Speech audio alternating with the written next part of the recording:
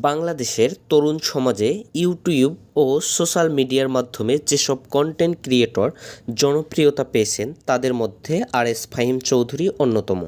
Bike stand, ভ্রমণ blog আর অনুপ্রেরণামূলক কথাবার্তার জন্য তিনি তরুণদের কাছে পরিচিত নাম। তবে জনপ্রিয়তার পাশাপাশি তার কর্মকাণ্ড নিয়েও নানান প্রশ্ন উঠে এসেছে। আওয়ামী লীগ সরকারের আমলে গণ-অভ্যুত্থান ও ছাত্রদের আন্দোলনের সময় তার অবস্থান নিয়ে সমালোচনা শোনা যায়। অনেকের মতে তিনি ন্যায্য আন্দোলনের বিপক্ষে অবস্থান নিয়েছিলেন, আবার অনেকে বলেন এটি ছিল তার ব্যক্তিগত দৃষ্টিভঙ্গি।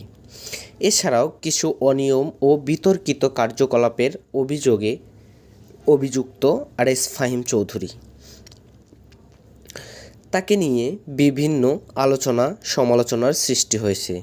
তাই একদিকে তিনি অনুপ্রেরণার প্রতীক, অন্যদিকে সমালোচনার কেন্দ্রবিন্দু। এই দুই দিক মিলিয়েই আজকে আরএস ফাহিম চৌধুরী।